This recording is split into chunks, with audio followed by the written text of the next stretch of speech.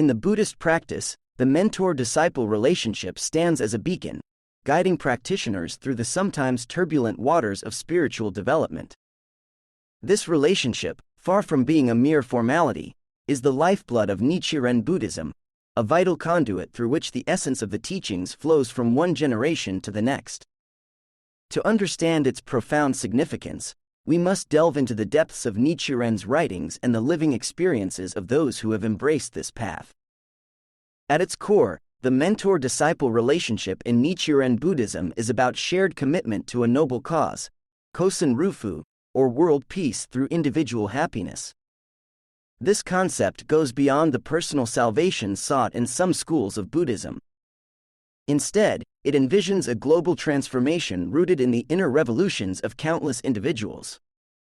The mentor, having walked the path before, serves as both a guide and an example, while the disciple, burning with the passion to actualize this vision, takes on the responsibility of carrying it forward.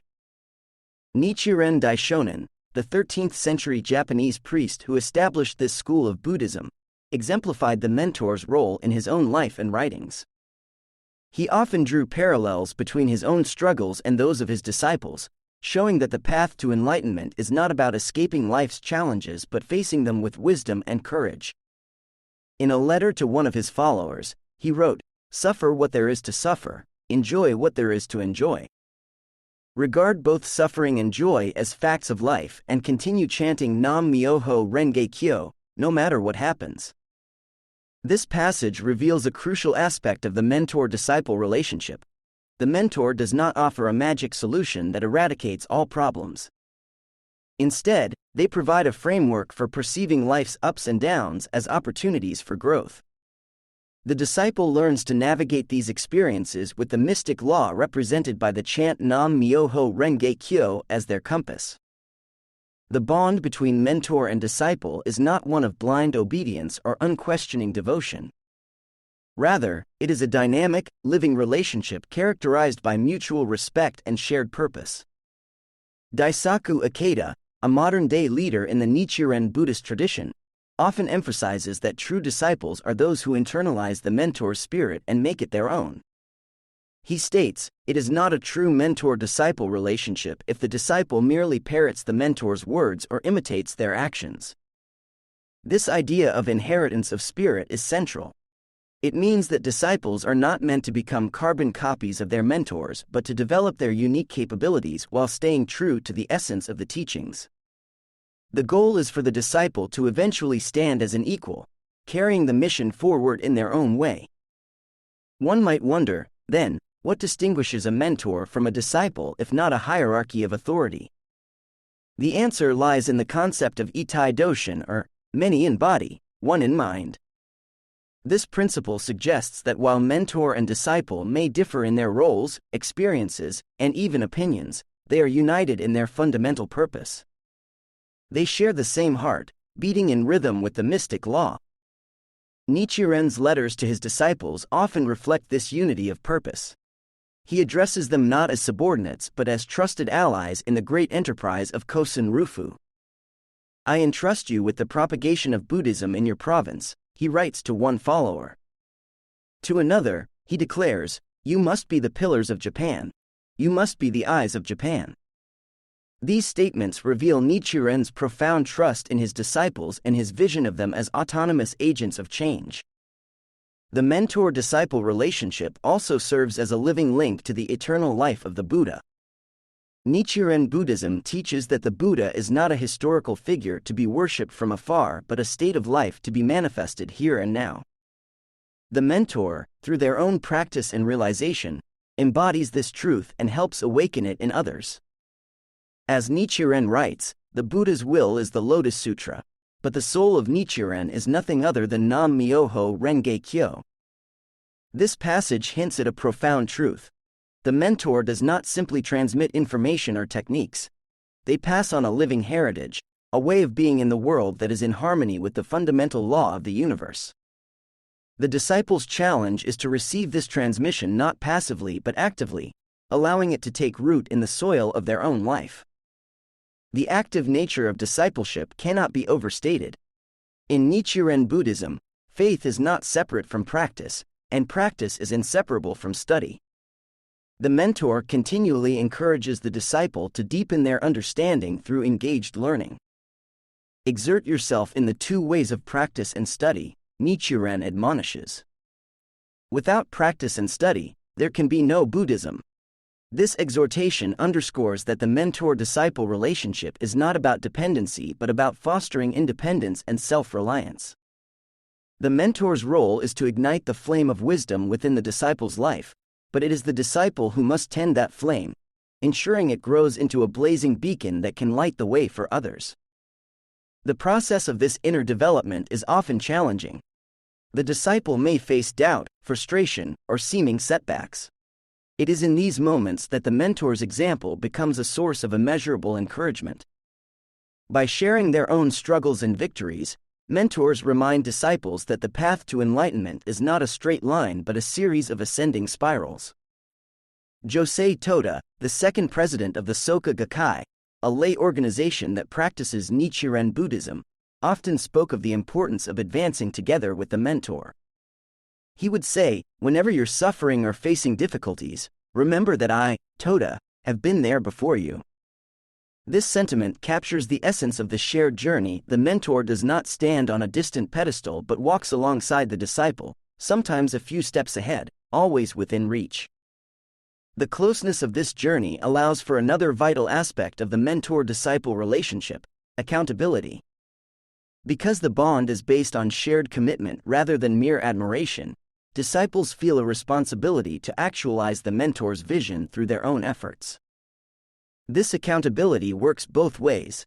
Mentors, too, are answerable to their disciples, as their actions and decisions must reflect the highest principles of Buddhism. In this light, the oft-quoted words of Nichiren take on new meaning. If you care anything about your personal security, you should first of all pray for order and tranquility throughout the four quarters of the land, should you not? Here, Nichiren is not just giving practical advice. He's outlining the expansive worldview that characterizes the mentor-disciple relationship. Personal happiness and social well-being are seen as two sides of the same coin. This interconnectedness leads to another crucial function of the mentor-disciple relationship: the creation of a sustained legacy. In a world where ideas and movements often flare up only to quickly burn out, Nichiren Buddhism has endured for centuries, largely due to the strong current of mentor-disciple heritage. Each generation, standing on the shoulders of those who came before, pushes the movement one step further towards its ultimate goal of global peace rooted in individual happiness. The sustained nature of this legacy is vividly illustrated in the concept of emerging from the earth, drawn from the Lotus Sutra. This image depicts countless bodhisattvas springing forth from the ground, ready to take on the mission of spreading the mystic law. In Nichiren Buddhism, these bodhisattvas are not seen as mythical beings but as the disciples themselves, ordinary people who have awakened to their extraordinary mission. The mentor plays a pivotal role in this awakening, often seeing potential in the disciple that they themselves may not yet recognize. It is the mentor's unshakable belief in the disciple's Buddha nature, their innate capacity for wisdom, courage, and compassion that often serves as the key to unlocking that potential. This belief is not based on mere optimism but on the profound conviction in the truth of the Lotus Sutra, which teaches the universal possibility of attaining Buddhahood. The sutra states, "Among those who hear this law, there is not one who shall not attain Buddhahood." The mentor-disciple relationship becomes the practical means by which this theoretical truth is actualized in the lives of real people facing real challenges. As disciples grow in their practice, many find themselves naturally taking on mentoring roles in their own spheres of influence. This organic expansion of the mentor-disciple network creates a tapestry of interconnected relationships, each thread strengthening the overall fabric of the Buddhist community. It's important to note that in Nichiren Buddhism, the ultimate mentor is considered to be the Gohanzen, the object of devotion that embodies the mystic law. Human mentors, no matter how advanced, are always fellow students in relation to the Gohanzen. This understanding keeps the mentor-disciple relationship grounded in humility and shared seeking. The relationship between mentor and disciple, therefore, is not about perpetuating a hierarchical structure but about continuously revitalizing the spirit of Buddhism in the face of ever-changing realities. It is a partnership in which both parties inspire one another to deepen their commitment to the shared vow of Kosen Rufu. The mentor-disciple relationship in Nichiren Buddhism is far more than a traditional convention. It is the very pulse of this life-affirming philosophy. It embodies the transmission of not just knowledge but wisdom, not just history but living heritage, not just a practice but a way of life. It is through this dynamic bond that the words penned by Nichiren over 700 years ago continue to resonate in the hearts of practitioners today. Winter always turns to spring. This evocative metaphor reminds us that just as the harshest winter inevitably gives way to the renewal of spring, so too can human life, under the nurturing influence of the mentor-disciple relationship, blossom into its highest potential. It is this enduring promise of inner transformation leading to global renewal that continues to draw people to this profound relationship, making it as relevant in our complex modern world as it was in 13th century Japan. The living lineage, carrying the torch of wisdom. The mentor-disciple relationship in Nichiren Buddhism is not just a personal bond. It is a living lineage that stretches back to the origins of Buddhism itself. This unbroken chain of transmission is often likened to a golden braid, each strand representing the lives of those who have dedicated themselves to the propagation of the mystic law. The disciple's role in this continuum is not passive reception but active inheritance, a commitment to become a link in this chain, ensuring that the wisdom of the law continues to flow into the future. Nichiren himself was acutely aware of his place in this lineage.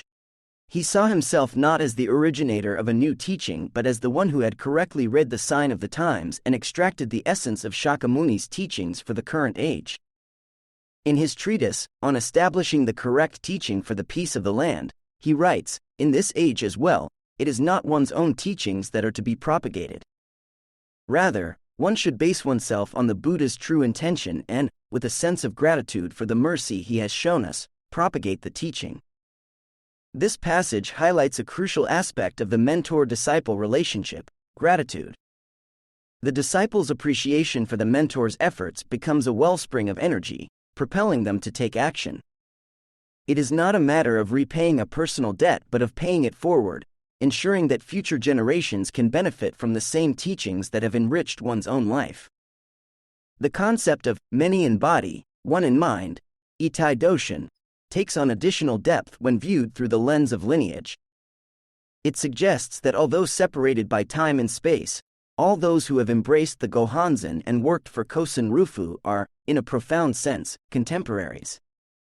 The disciple in 21st century New York and the disciple in 13th century Kamakura are engaged in the same enterprise, facing different manifestations of the same fundamental human sufferings with the same essential remedy: faith in the mystic law. This shared struggle across the ages fosters a sense of camaraderie that transcends the immediate mentor-disciple relationship. Disciples often find inspiration not only in their direct mentors but also in the examples of disciples from the past.